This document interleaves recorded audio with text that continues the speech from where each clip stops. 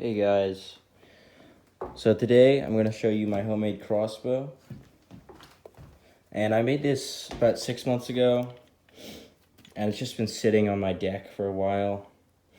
And one of the cool things I made was that I made it just from a log in my backyard and some string and PVC and some sticks, and it shoots pretty far,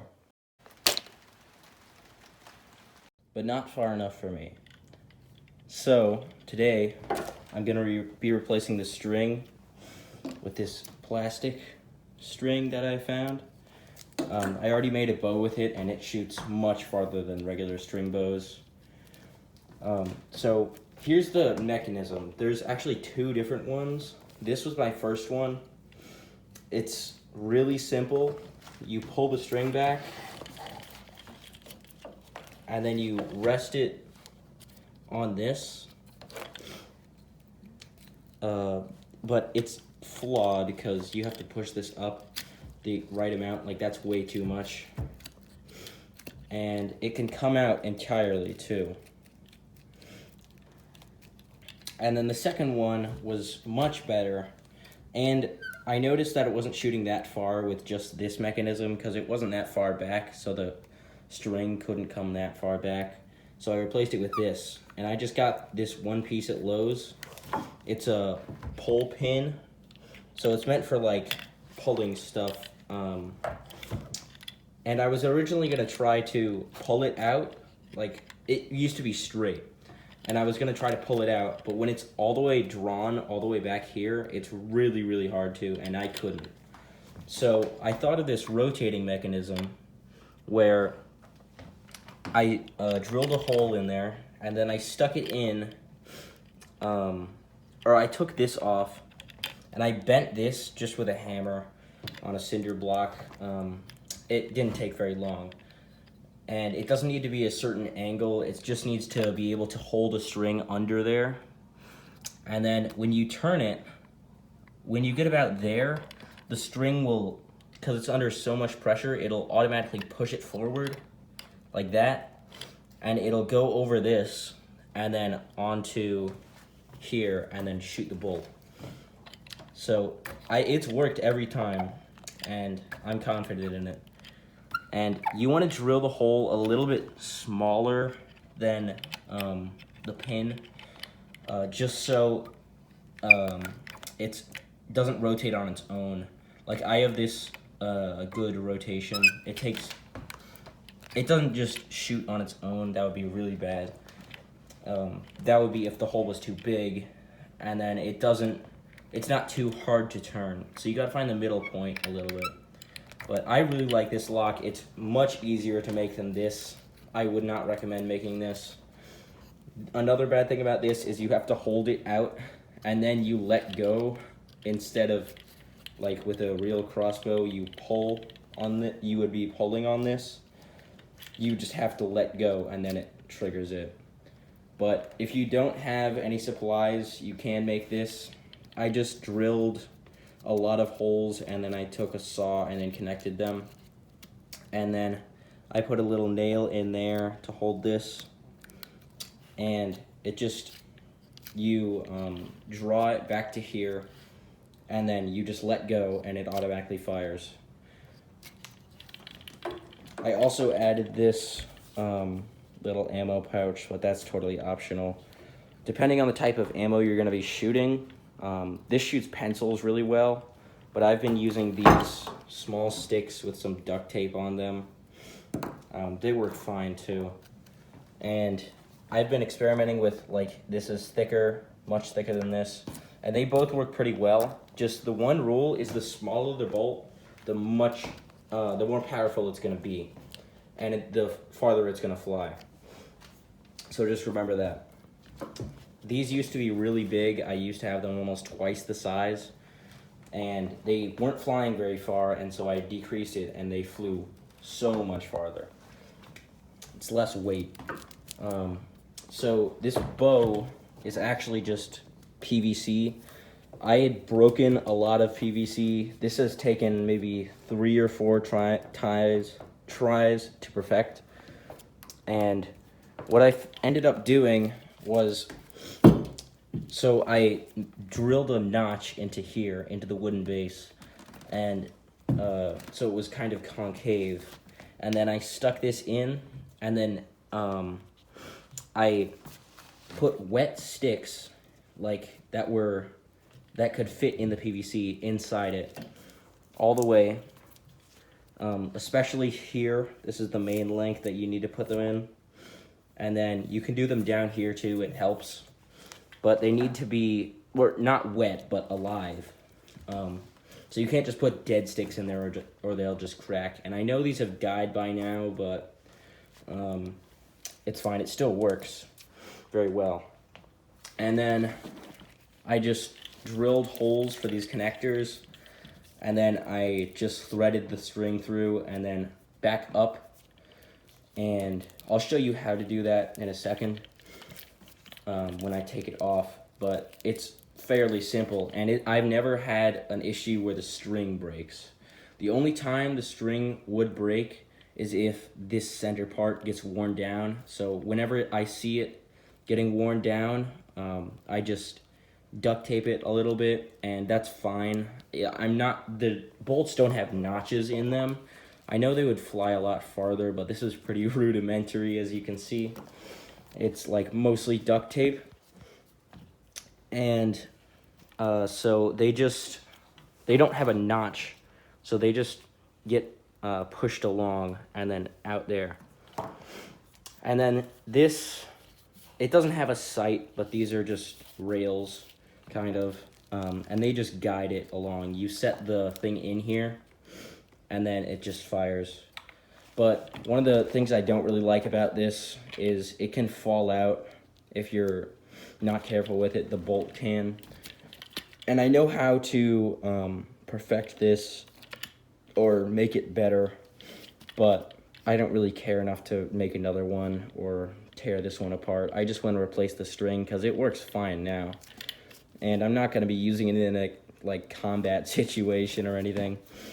And then I just found it helpful that this was on here. This was mainly because I had the let go trigger mechanism.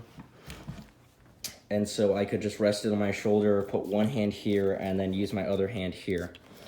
And for the wooden base, there's no specifications. You just pick whatever is good for you. I would suggest a lighter wood, maybe not something this big, maybe something bigger if you want, but it doesn't really matter. And I just kind of made an indent here because it looked better. And then I sanded it all down. You don't want any splinters or anything. So here, you just need to take off the string. Well, I guess you guys aren't gonna do this, but I'll take off the string or the duct tape. And then I'm just gonna cut the string because I don't need it anymore. So I'm just gonna cut it up here. And then get in here. And I duct tape this way too much, so it's gonna be a lot harder, but it shouldn't be too tough.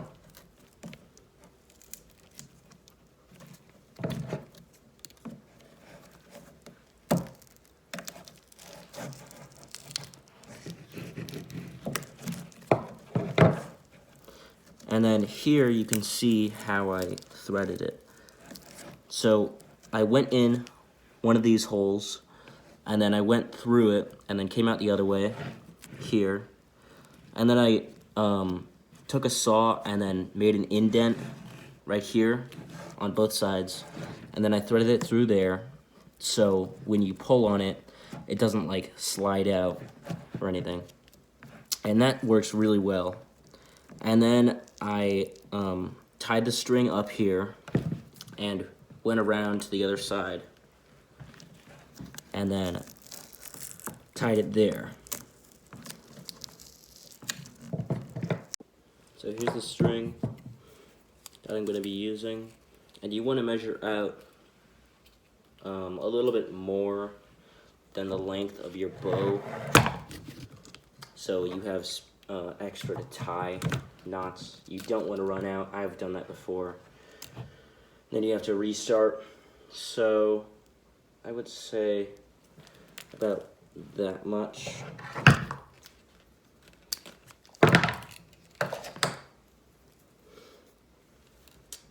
Yeah, I think that looks pretty good.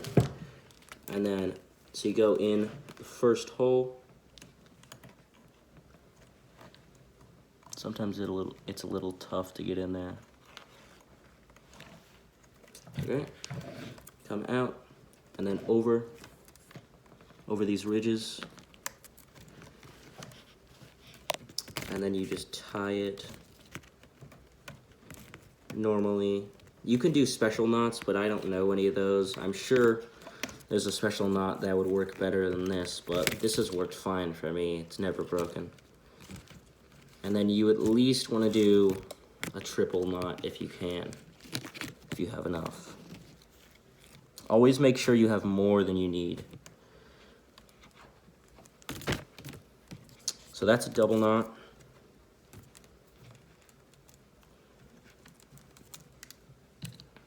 And then this is really curly.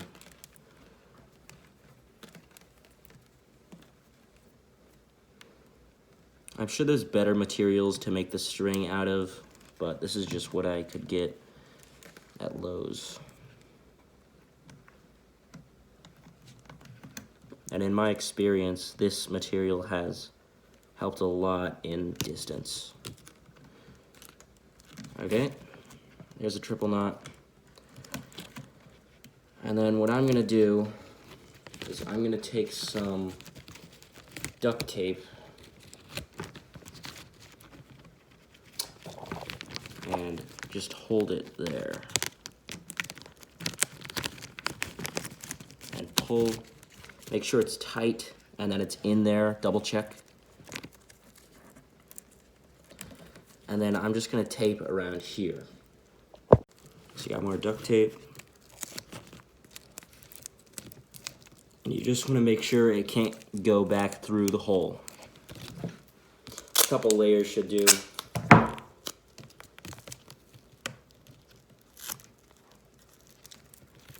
And the second one is the hard one, because you need to pull it taut and tie it at the same time. And tying it's hard enough. That's why it's probably better to do this with 2 people. At least the second part. And then I'm just going around this a couple more times, both sides. Just making sure it stays there. And it stays in those grooves. That's like the most important part.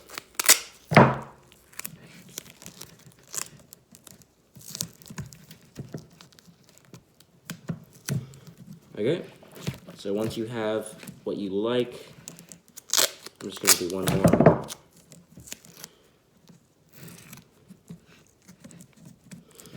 Okay, I think that looks pretty good. So once you have everything you want,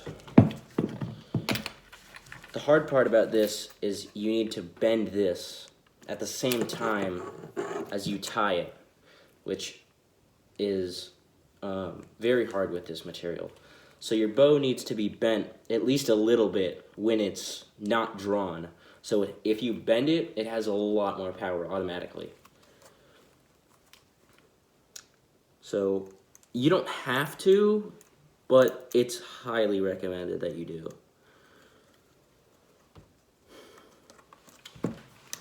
So you just need to bend this and then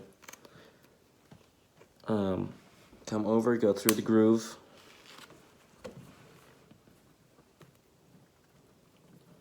And then go tie a knot.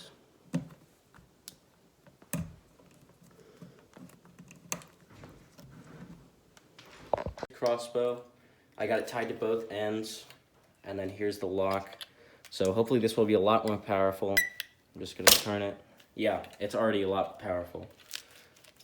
This needs to be retaped, probably retied down also, but we can go test it.